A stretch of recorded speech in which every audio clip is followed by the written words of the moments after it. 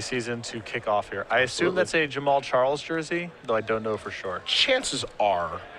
Hopefully, perhaps a Christian Okoye jersey. I don't know who that is. Old running back for the Chiefs. He was gassed. The Nigerian Nightmare. Well, he's probably good because he has that nickname. So that by itself is pretty good. It's a duress. We'll see a Putrefy, a Dreadboard, 2 copies of Sylvan Caryatid, and an Urborg.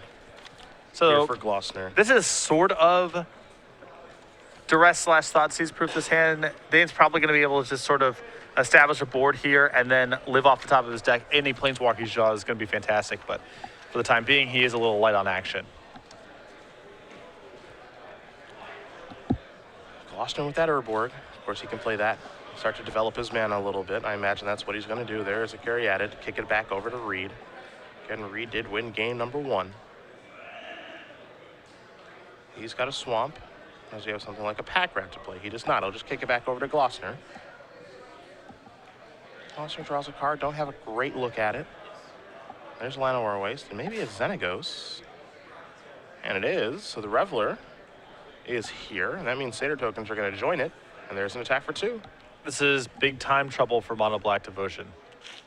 Even if Benjamin has a Hero's Downfall here ready to go, there's some protection against a future Edict effect. Dayne's got some pressure in play. And again, the top of his deck can be very good to him. You can see that he does have a Hero's Downfall in hand, does Benjamin Reid. So again, he can take care of the Xenagos if he'd like, but then he's got to take care of the creature. Here's a Lifebane Zombie, so looking to hit, and he does, of course. He knows about the Sylvan Caryatid that's in hand.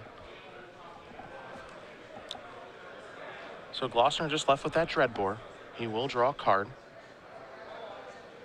It's a duress. He'd like to see what's going on. And we wouldn't mind as well. So a Nightveil Spectre, an Erebos, a Gray Merchant, and the only card he can take is a card that matters. It's Hero's Downfall. And I believe that, Benjamin sequenced this very nicely, using the Lifebane Zombie when he knew he had a green creature in hand. But now he's in some trouble here. Oh, there's Dreadboard. Make a Satyr token. Now it's time to come across for 4. Xenagos can run away with this game very quickly. Though I'm surprised to see Dayne use a Dreadboard there on the Lifebane Zombie. It feels like the Nightveil Spectre on the way back is potentially the more troubling card because it's a 2/3 that can block a bunch of 2/2 tokens. Yeah, I mean, it's a situation, right, where if you let the Lifebane Zombie live, it's just going to kill the Xenagos because upping the Xenagos doesn't really do anything. This is true, yes. Yeah, I guess Dayne's hand is pretty much forced in that spot. Yeah, I feel like that's the issue there. He's going to make another Satyr token. I mean, it's kind of a damned if you do, damned if you don't situation. The Spectre is going to cause a problem, too.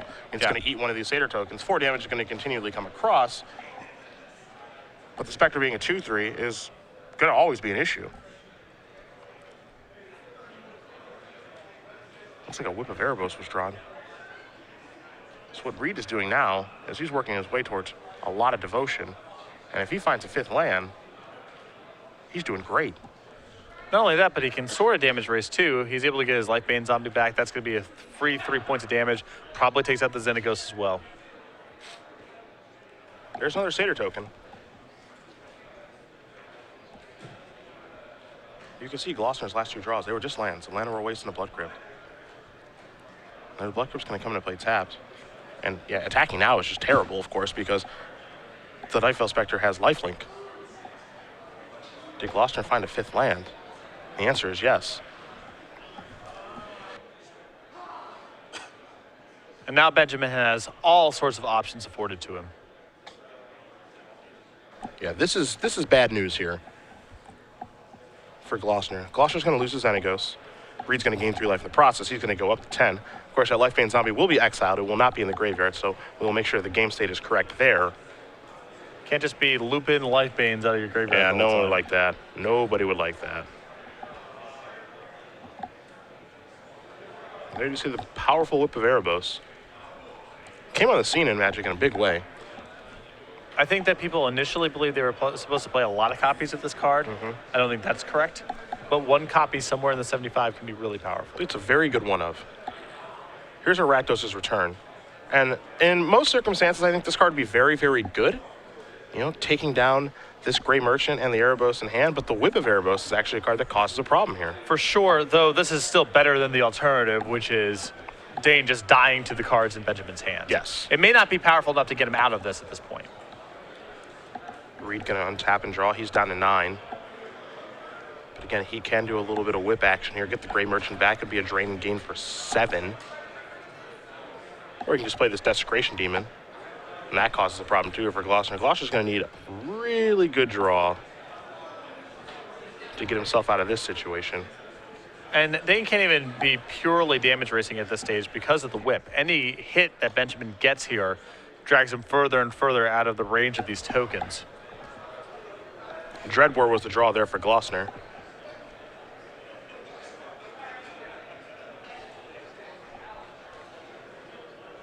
That's a pretty good one, again, in most circumstances, but the whip is causing a lot of trouble this game. He's going to take down the Spectre. I can dig it. Playing to win. Yep. It's not pretty. I mean, the Spectre is causing way more trouble than the Demon. The problem here is even if Dayne takes a pretty aggressive line here, let's say, and pins down the Demon for a turn and attacks, Benjamin has all sorts of options on the way back. Yep, that's the big issue. He gets to whip back the Gray Merchant. Dayne's pretty much compelled to sacrifice again to pin down the Desecration Demon because he certainly can't let Benjamin hit him for 7. What Dayne needs is one of his 2 Scavenging Oozes right now. Yeah. That's what it's going to take. It looks like Glossner may not be attacking with all 3 tokens either. I think at this point you're almost priced into having attack with all 3, but only 2 are going to come across. I guess holding a token back to block the Mutavault potentially. In the event that Benjamin rips a land, whips back a Gray Merchant or a Night Veil Spectre, and then activates the Mutavault as well. Yeah, the only problem I have with that line personally is that I don't think you can, try to play around things at this point. Your hand is kind of forced, and you do have to probably get a little bit lucky. Yeah, I agree.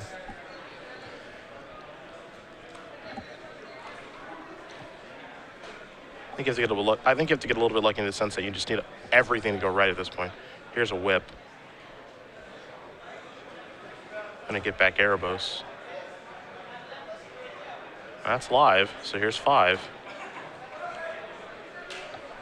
So here's a situation where I don't think you have any interest in blocking, so that means you miss out on 2 points of damage. And 2 points of damage is pretty important here, given how much the board is collapsing and how you're trying to win kind of via damage race here.